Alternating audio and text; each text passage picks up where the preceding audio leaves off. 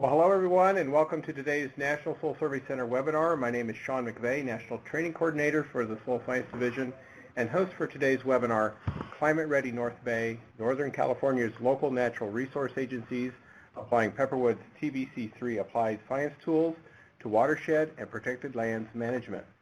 This webinar is being recorded, and all participants join the webinar in listen-only mode. You receive the webinar audio through your device's speakers. There is no telephone dial-in.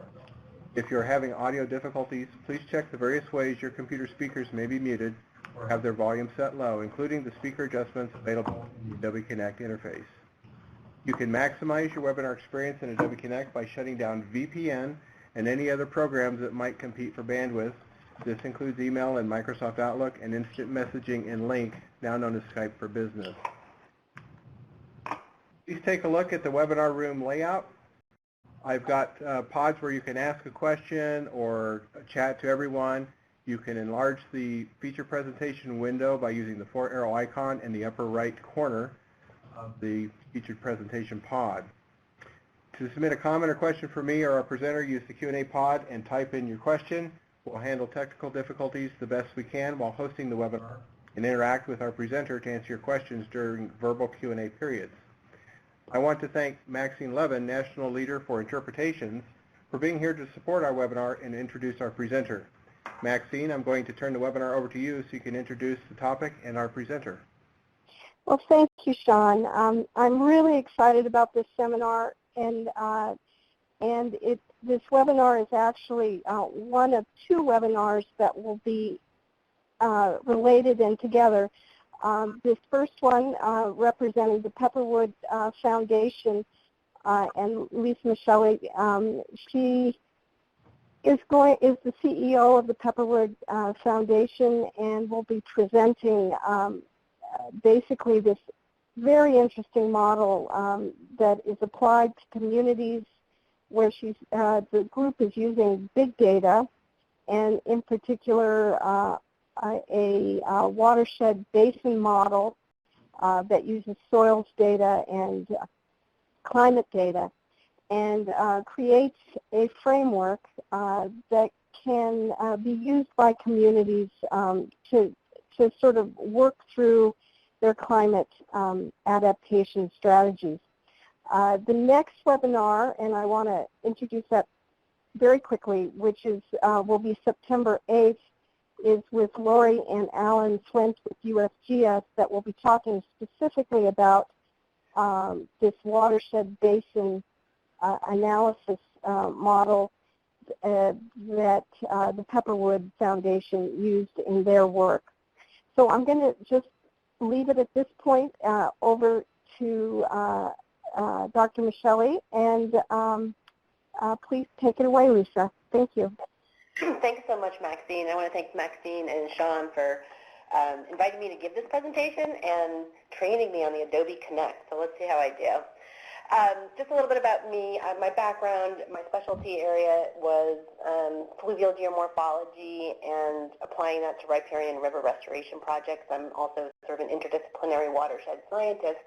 And what I get to do at Pepperwood, which is really fun, is help put together dream teams of scientists and managers to try to come up with applied science tools, so drawing from the best of academia and our national agencies, and then bringing that to our community in the North Bay, in particular the San Francisco Bay. We actually feel like the tools we're talking about today probably apply to the full extent of California coast ranges, and we have worked as far south as Santa Cruz, and we're working all the way up to the California border right now. So that's a little bit about me and how I got into this. So I'm going to let you know a little bit about Pepperwood and our fabulous TBC3 collaboration. I'm going to very quickly go over the Basin characterization model. You will have all the burning questions that come up for you about the model. Please save for Lori and Alan for next week. They really are the modelers and the soil scientists. But I'm going to kind of blaze through a bunch of applications. I have a lot of content, as Sean knows, and we'll see how far we get, but I know that you guys are coming at this from a pretty high capacity as soil scientists yourself, and I thought what might interest you is sort of the different scales of the applications we're doing, including the Climate Ready project, and then more recent projects that we're drilling into. Next. Okay, So what is Pepperwood Foundation? We are incredibly lucky. Our 3,200-acre research reserve was actually originally gifted to the California Academy of Sciences in 1978, and two local philanthropists, Herb and Jane Dwight, contributed the resources to put an easement on the property so that it's forever wild and build this incredible center where our operations come out of. So this center was only opened in 2010. We're relatively new on the scene, but we have this great living laboratory and then a green facility where we can host these kinds of collaborations. So part of my presentation is if you're in our area of central eastern Sonoma County or anywhere in Sonoma, Marin, or Napa, North Bay, please come visit us. Because it looks like this, and it's kind of amazing. This work is more about the work that we do as a conservation science support. So bringing together folks to work on these kinds of solutions. I'm really interested in interdisciplinary applied science, and I think you'll see how we've brought together in this project hydrologists, ecologists, and even meteorologists to get this work done. We're also really invested, it's a whole other presentation, on utilizing the preserve as a long-term monitoring sentinel site. We just got a field station development grant from the NSF to really flesh that out. So the preserve itself is highly instrumented in providing feedback to these kinds of modeling efforts you'll see today. And then we're a place where people can come together, learn, and actually go out into the field and look at things on the ground. And lastly, I sort of think of us as the science hub for everything from the Bureau of Land Management, who we have a direct relationship with their field office advising on climate adaptation, to local land trust, open space districts. You'll see here mostly we're talking about public agencies that we're engaging with, but our audience is really all of those folks in the land and water conservation business, water agencies as well. And yeah, they're glad that we're doing this work so they don't have to build that capacity in-house. Uh-oh, I'm getting told I'm losing network connectivity. Can people hear me still? I can still hear you. Okay, good. I'm going to ignore that. So here's the group of the Terrestrial Biodiversity Climate Change Collaborative in 2009.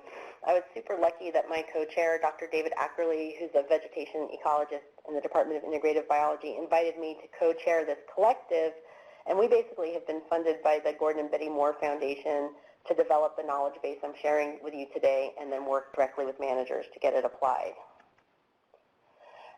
So we came to the Moore Foundation and we said, look, this map that you're looking at is all the protected lands of the Bay Area in the olive green and the teal blue. And the little arrow is showing you where we are in that network. Pepperwood, we kind of look like an origami fish flying up there. But the dark blue actually represents about $3 billion of investment in land that the Gordon Betty Moore Foundation made. So the way we pose the question to them is, you know, the people managing this land are really overwhelmed by how they can manage it in the face of climate change, and you've invested in this, so you should invest in this initiative. So that's where the imperative came from. This will not be a surprise to you all, but this is a really important message that we're getting out to the community, and particularly in the context of the diversity of models that we'll be talking about, is that really, although the future of rainfall in our California Coast Range is very uncertain, the take-home message is that no matter what, we're going to be looking at more arid landscapes and more arid conditions. So the challenge is, how can you build resiliency? And I have to say, you know, doing this work in the context of one of the most severe droughts that California has on record, this drought that we're experiencing, we can point to people who aren't scientists and say, you know, what we're experiencing right now is what we're probably going to see more commonly happening. So as we respond to this drought with different drought response strategies, we're right in the midst of what I think is really the work of climate adaptation. So the whole TBC3 project centered, even though we had a lot of biologists involved and a lot of biologists used the data, we really landed on this USGS California Basin Characterization model as a great foundation for both asking water questions and asking agriculture questions and asking biodiversity questions. So here's the cartoon version that I use when I'm talking to the community, that basically the model includes a very high resolution representation of our watersheds in terms of topography, soil thickness using the Surgo layers, underlying bedrock geology, And the way the model is calibrated is matching the stream flow that's generated from the model to the historic record. So there's a way to make sure there's a reality check on these outputs. So you can take historical temperature and rainfall and model the last 100 years which we've had. A participant has joined the conference. Which we have done, and actually the historical data is very valuable for talking to managers, especially people who have cold feet about climate change. But then you can also take the future projections from the global circulation models generated by the Intergovernmental Panel on Climate Change and run those through the model. And there's a downscaling routine in here that downscales from the very large 275-kilometer climate projections and integrates this higher resolution local data and ends up giving you 270-meter resolution data and 18-acre pixels. When we have the historic data and the projected data on one database, that's 9 terabytes of data at this spatial scale. So we feel like this is the finest that you want, well, I would say the finest that you want looking at a regional scale. And obviously, you know, you need a few pixels. We're not asking people to look at a single 18-acre pixel, but we're talking about parcels on the order of hundreds of acres is sort of the smallest unit, or watersheds on the order of hundreds of acres is the smallest unit of analysis.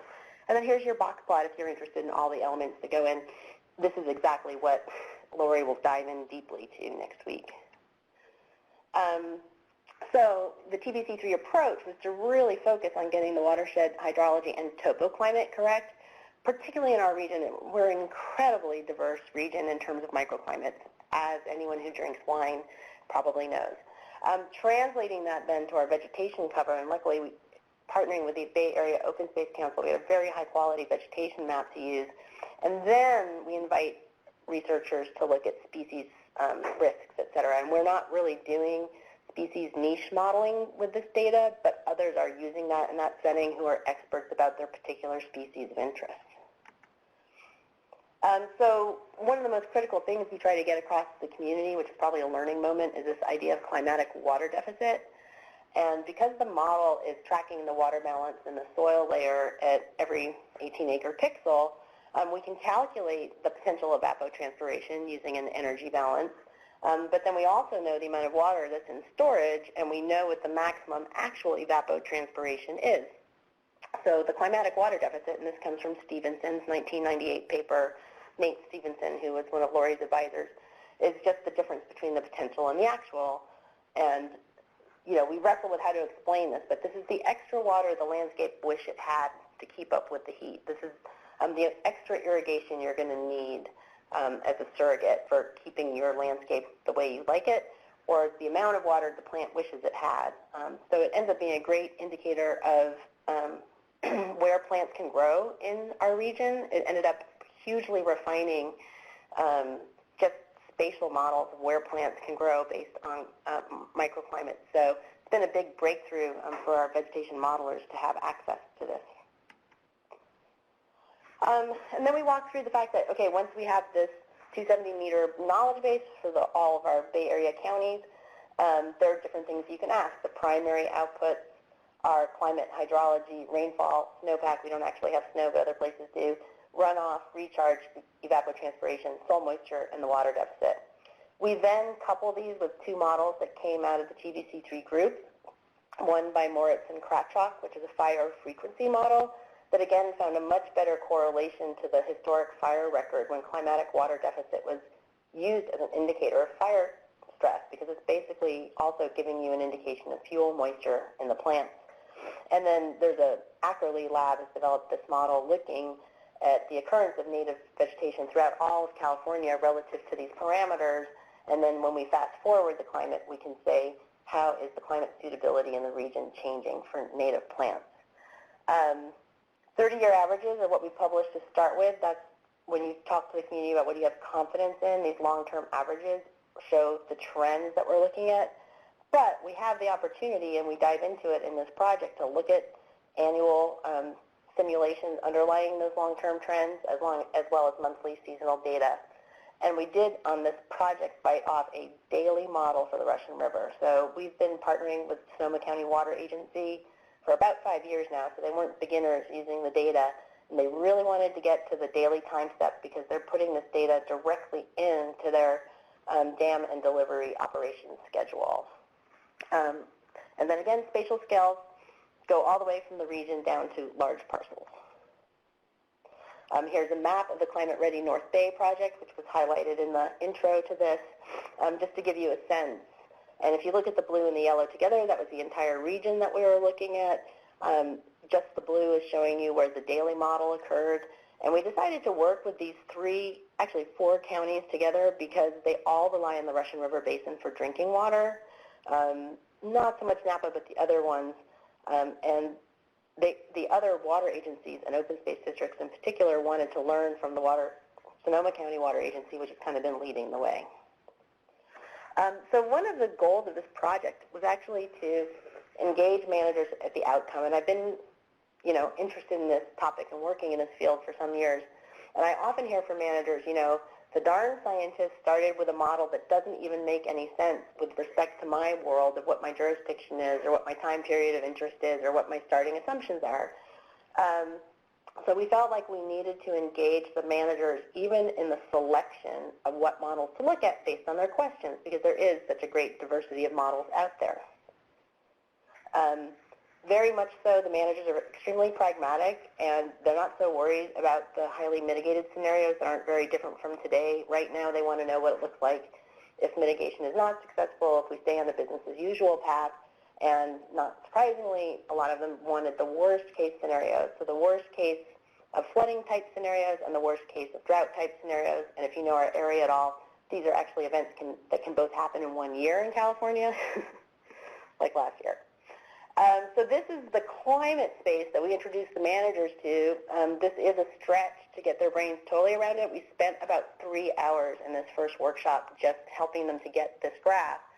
And what this graph is showing at 0, 0 is no change relative to 1951 to 1980. So we use 51 to 80 as our reference period. There's even a lot of debate about that. And then this space is showing you increasing temperatures as you move along the x-axis to the right. Oh, I have a little, let's see if I can master this thing.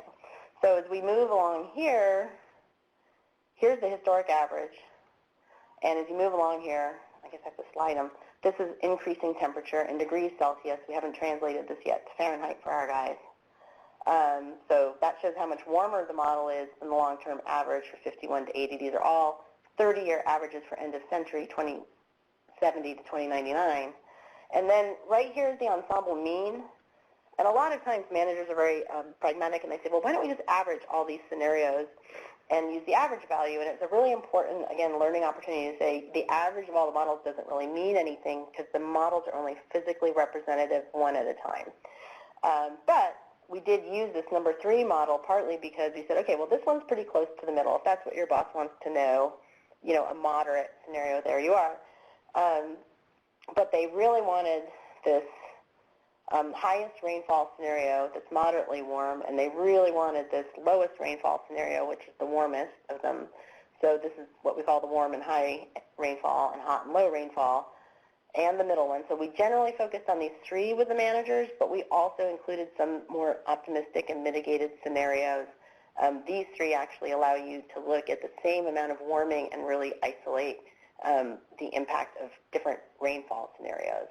So one thing you'll notice right away is that for our region, and these, I should back up and say these 18 scenarios I'm showing on this plot, were selected by us through a statistical cluster analysis. It really covers the space of all 100 models that are out there with the IPCC. So we wanted to narrow the range to everything that was representative, and then we let the managers pick the ones that were the most meaningful for them. And if you look at these bars, this is the central tendency of the 30-year average, and then this is the standard deviation for those. So you can see the spread, et cetera. And many, many, many climate adaptation things end up dealing with sort of a warmer, wetter, warm, dry, hot, wet, hot, dry set of scenarios. So we're able to generate, and these are those 3 scenarios, the high, the middle, and the low rainfall. We're able to generate for the region as a whole projections for precipitation, minimum temperature, maximum temperature. Generally, we use min and max. T mean doesn't mean very much for folks. Climatic water deficit, recharge that's occurring on average on site, and then runoff. And this is their first snapshot that I don't think before this tool was out that this particular region could go to a funder and say we have a pretty good handle on what the range of climate change looks like for our area. These are increases in temperature, so we're looking at mid-century from about a 3 to 5 degree, and we've now gone to Fahrenheit to make life easier, range of increases, and then we're looking at 6 to 10 degrees Fahrenheit on temperatures by the end of the century. And you may notice here that the climatic water deficit term is positively increasing across all scenarios. So even this super high rainfall scenario, by mid-century with the increase in warming, we're seeing a 5% increase in deficits. The other thing I would point out at this stage is that recharge is much less flashy, not surprisingly, than runoff, but that actually ends up being a very important thing to think about when you're thinking about climate resilience for landscapes that rely on surface and groundwater and don't have any snowpack. So this is what the visualizations of the data look like. It really starts to capture our coastal to inland gradient of a very cool edge, very much maintained by fog, which is actually one of the major uncertainties in our region, and then this increasing temperature gradient as you get into the famous wide valley basins of the North Bay. So we're able to show them what it looks like to start with, and then we're able to give them the range of models by mid-century and talk about the range of temperatures projected. And then we have a way to visualize these two scenarios of, look, here's our average rainfall, and here's our extreme low and high rainfall scenarios that are on the order of 25% more or less rain. And this is where we have to be very transparent about our uncertainty. We really don't know which of these scenarios we're going to in terms of long-term trends. The reason for that is because the behavior of the atmospheric rivers that provide the majority of our water is, they're quite sure it's going to get wetter to the north and drier to the south, but we're in that in-between zone where it's a big question mark.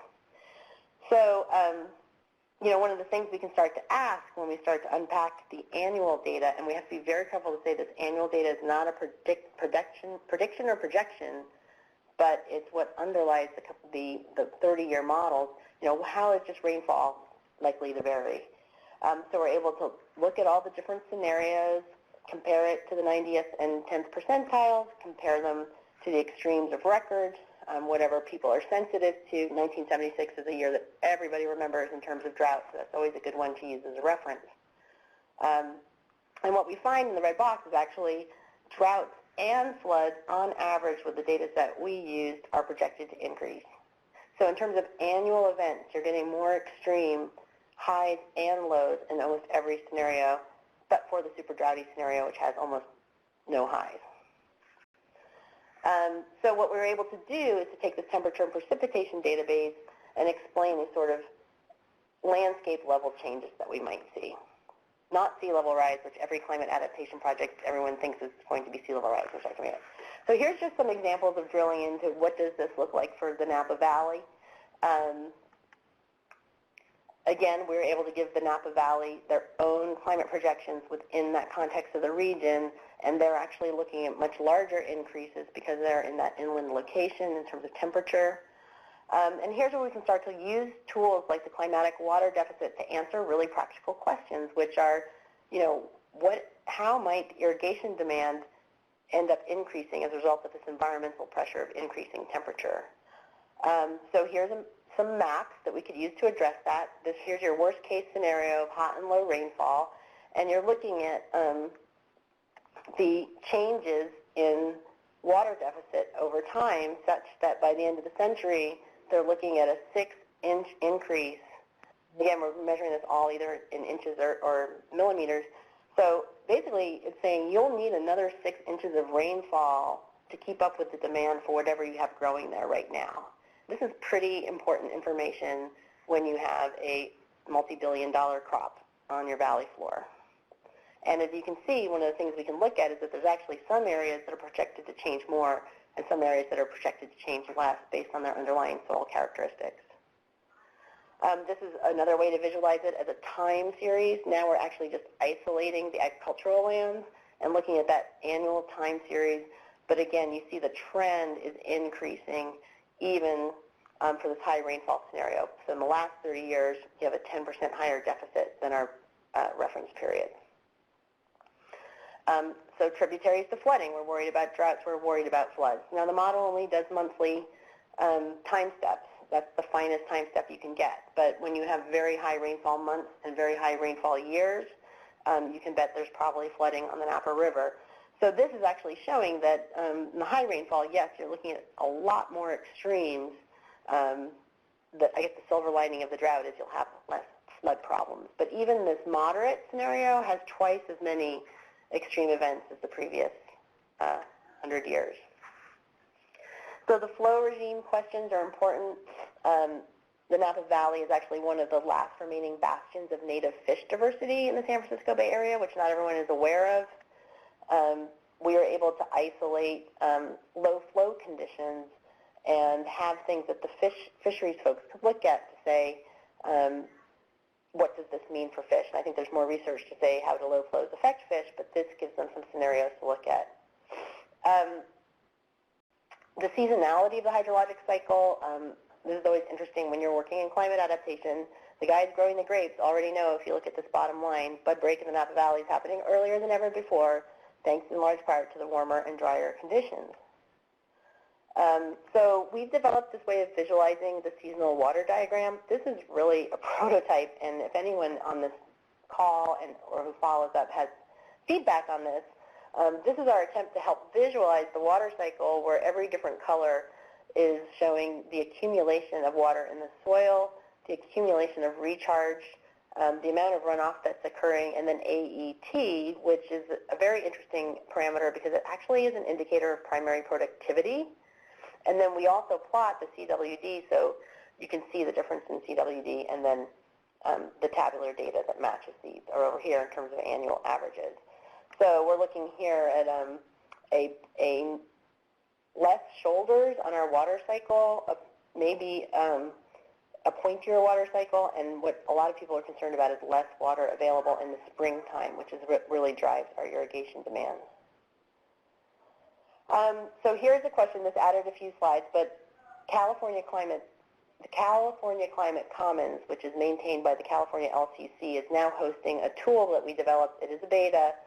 I'm just going to flash through it, but you'll see that you can pick any watershed and then get the monthly and annual data out and choose the settings for visualizations that you might want to use with your community. So it generates tables that you can actually turn different items on and off. If you want to watch them, you can look at 1 year, you can look at 30-year averages, you can look at seasonal patterns. The historic year is shaded, and I've picked one high rainfall and low rainfall year to see how those would play out over the course of the year. And then there's a report where we threw in every other insane visualization of this data. You can look at history, peaks, you can look at monthly data, you can stretch it, you can squish it. It's amazing. So bringing us back to the landscape that we're looking at, it's a working landscape, but there's a lot of protected forests. People may not realize that on very large agricultural properties, often a large fraction is kept natural, and many of these landowners are focused on how to manage these natural areas. And also, if you've been watching the news, thinking about how we manage our forests relative not only to forest health but to fire. And our forests are at very high risk of fire because of the success of our fire suppression efforts over the years. There's a lot of accumulated fuel, and in the super droughty conditions we have, apparently I hear this from the field, the flammability is just astounding. So the first question we have is just how does the forest potentially change just because of where plants can live or can't live. And this was the first version we came up with. We call this the layer cake. The bottom of the layer cake is showing the distribution today of different vegetation types. So that first teal blue is grassland. Then we have different kinds of chaparral, oak woodlands, mixed woodlands, And at the far right, you have your redwood forest, etc. So as you move up this set of models, it's getting increasingly hot. And David Ackerley, who made this model, he doesn't even think that we should think about the time frame. We should just think about the fact that we're on this increasing trajectory of heat and how will the vegetation respond. And for the vegetation, of course, it really does matter whether you're in a wetter or a drier world. But this kind of shows you trends that, grassland is projected to decrease, chamise chaparral is projected to be a winner, coast live oak another winner. And what I like about this is that the previous models that we had access to only looked at things that we were going to lose. And the power of this model, and it's quite strong because it's based on California-wide conditions, is we actually start to see what native vegetation might be winners so that we can be monitoring our landscape to see if these transitions are starting to happen and then favor the native winners instead of the non-native that are so skilled at coming in. I'll just show you, this is the two different sides of the Napa Valley just to show you how important aspect is. Actually, this one is the western boundary of the Napa Valley, and this is the eastern boundary. And the nice thing about this model is it lets us look at that sort of site-specific level of variation in the landscape. As I mentioned, the plants really care about this rainfall parameter as well as the temperature parameter. So we created a 4-box for scoring specific vegetation types. And these are the this is warm, this is hot, this is, oops, I'm using the wrong thing. Warm to hot, drier to wetter. And you can start to look at a particular species like the redwoods and say, well, it's not very sensitive to rainfall, but as soon as you get into a higher temperature, projecting significant declines for our redwood forest, which is, anyone who's visited here knows is one of the most iconic forests that we have. So this is a real concern, but our models sort of help you look at where are those places that are likely to persist. And what we've developed now for managers working in the field, especially park districts, open space districts, and watershed managers, I have to say the water agencies manage a lot of land here. For example, Marin Municipal Water District manages 18,000 acres to supply its people. But now they have sort of a cheat sheet that they can go out and think about which species are going to be climate winners and losers, and in particular under what conditions. So in terms of fire, as I said, we have a pretty simple fire model. It gives you one output that you can look at two different ways. It's integrating all of these terms that came from the statewide Basin characterization model, so the same input data that we use for the vegetation model. And what you're looking at is the frequency change. So we can express this as a return interval, which is a little bit literal, I think, for people, but this probability of a fire occurring within a 30-year period. And they're small increases, but they sure do make a meaningful change on the landscape. I guess I just had to put a little pitch in for Sonoma County. Apparently we're becoming the destination wedding location in California. But the point of this slide is that from our Chamber of Commerce, our natural resources sure are a driver for our economy. And a big part of our reservoirs for water when we are in a drought situation is groundwater. And most of these basins have pretty significant groundwater aquifers that especially agriculture and rural residents rely on.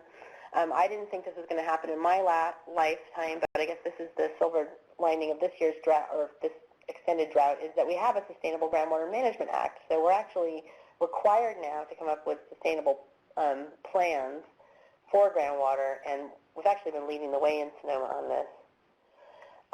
But here's an example where we're showing projected recharge here, but the historic map is also very telling about where in the county. This is Sonoma County. Oops, keep using the wrong arrow. This is Sonoma County that we're looking at here. The stippled areas are actually delineated water supply aquifers from the Department of Water Resources, and you can start to look at your recharge potential, where you have build out, and where it might be critical to protect areas for recharge. And this is just zooming in the upper and lower basin of the Russian River and showing that the current range of recharge rates, but we can also look at potential fluctuations. Another one of our clients was the Park District of Sonoma County, the Regional Park District. These are all the parks that they have. They have no management plans for these parks, and they've hired their first natural resource manager. So their question was, where do we need to start, and where are the priorities within our land portfolio? This is a little brainiacy, but they got it. This is the blue line represents the water availability, which we estimate as the combination of runoff plus recharge. So basically, what's the water yield per unit area of these different parcels? The blue line is the range for all of Sonoma County, and now they have a tool that lets them see where their parcels land on this blue line, and especially since there's more and more money for protecting open space to protect water supply, this is a very helpful tool to figure out which of those parks have the highest water supply value. On this side, we're looking at the climatic water deficit. And so this is actually telling you what are the more droughty parks that you have, with Cloverdale being up there with 800 millimeters water deficit per year. And you can look at this in terms of a range of values of drought resilience, and you can also look at it as a delta value. Okay. We used the fire model for them. This is for each of their parks, the probability of the fire burning historically in the blue, and then a hot and a dry scenario, so they can look at where climate, well, first of all, where are the current places that are more likely to burn, and which are the ones more sensitive to climate impacts. The flows of the Russian River, I'm just going to kind of zoom through this, but this is 3-day high flows. This is when they have the greatest concern about flooding conditions, and we're able to show that, you know, in many of these scenarios, you're getting about a threefold increase, even in this GFDL-A2, which is a pretty dry scenario, you're still getting more of these high flow events. And then finally, I'm showing a tool. We included this on all of our vegetation reports. So you can see here is, where is this? I think this is the MyComus today. And then it's showing you under future climate scenarios, where are the places in California that represent the conditions today that are projected for the future of that place. So in the more warm and moderate scenarios, it's moving a little bit south, and it's actually moving inland as well. But at these high scenarios, we're really looking at conditions that are akin to San Bernardino County. And you can go visit there today and think about what that means for us in the future. I'm getting another reconnect signal. Oops.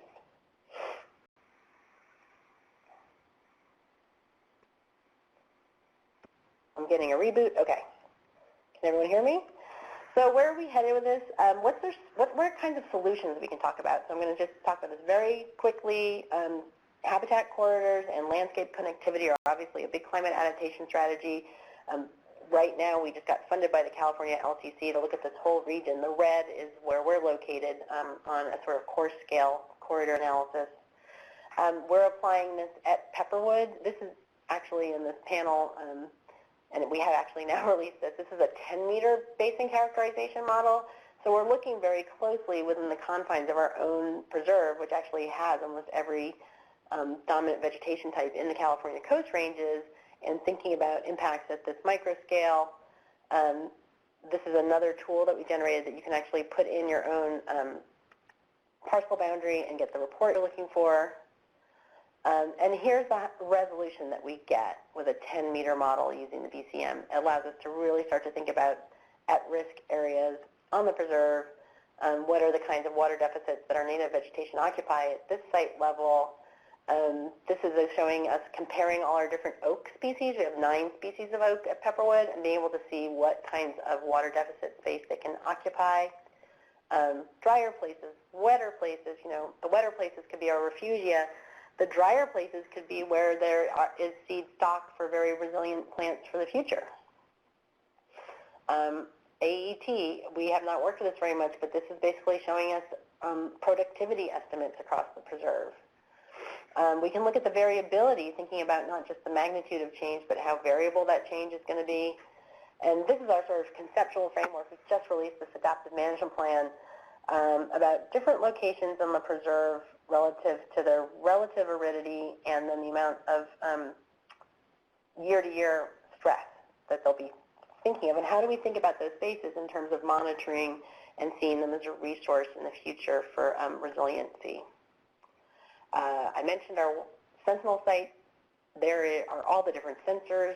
I'd love to talk to you about that. If you know something about that, especially I know that the NRCS has a SCAN network where they're integrating soil moisture monitoring with weather stations, and that's what we're doing. We're really interested in helping expand that model and maybe tap into your expertise. But this is actually showing at Pepperwood the soil profile over this drought. The theory in the model was that the soil water, that dashed line is the wilting point, and that the soils couldn't get drier than that. And as you can see, the soils did get drier than that. And that's actually gone back in to refine the model that we're working with. That model is also used, well, that data was used by the water agency to understand the amount of rainfall they needed before they get any runoff. So here's a bunch of other projects we're doing. The demand almost exceeds our capacity. I've just dedicated a staff person full-time to navigating this data set for people. And I'd say this is where we're at, is trying to figure out, do we put the data up with handy tools to get at it, and do people have the capacity to use it that way, or do we really need to advance these collaborations where a scientist is partnered with the managers and works closely? I would say for almost 2 years is the minimum to get on the same page, understand each other's priorities, and be able to start getting practical data products that are still frustrating to the managers. They'd like to have a more certainty in the outcomes, but things that help them start thinking about how they can plan with limited resources. Thank you so much. Well, thank you, Lisa, and I'll remind people to enter a question. You type that into the Q&A pod, and we'll let people compose their thoughts and type those in. Lisa, there are a couple of questions already in the Q&A. The first one, where does this model fit into other similar historic and current modeling efforts in your area and in California? That's a great question, and when you talk to Lori and Alan, they'll be more the experts. I can tell you for this region, this is the only model that gives us upland hydrology conditions that I know that's in use right now. We do have GS flow models for our aquifer basins, and one of the projects that's happening right now is to utilize the basin characterization model as the boundary conditions for those GS flow models, because of course the BCM is not trying to estimate. It just tells you how much recharge happens in situ. It doesn't tell you how much actually reaches the aquifer and gets stored there. And then the other thing is for extreme events, as I mentioned, we generally use monthly time steps for our hydrologic variables. And we even found that the daily model, because we have such really variable rainfall here coming in this format of these atmospheric rivers, generally the Cosmos model is used to sort of look at peak flood conditions still, although I think there's a real opportunity for us to inform the Cosmos model with more about what's happening in detail in the upper watershed. And we're also partnering with USGS. They're just starting to work on a very advanced sea level rise model for the Napa Valley, the marsh portion of the Napa Valley, and we'll have a chance to see how the BCM data can inform that. And then I'd say the next level up in terms of resolution is the Mike Shee modeling. That tends to happen at very small basins with highly threatened fisheries in our area, like coho salmon in our basin here in the Mark West Basin. And the Mike Shee really gets at that more channel connectivity with the hyporheic zone of the floodplain and modeling the mechanics, within the channel zone that the BCM does not try to do. So basically, the BCM will only get you flow if you know how to calibrate it and aggregate the runoff and model it, which is something that generally Lori does for clients. That's not something that's built in that a client could do on their own.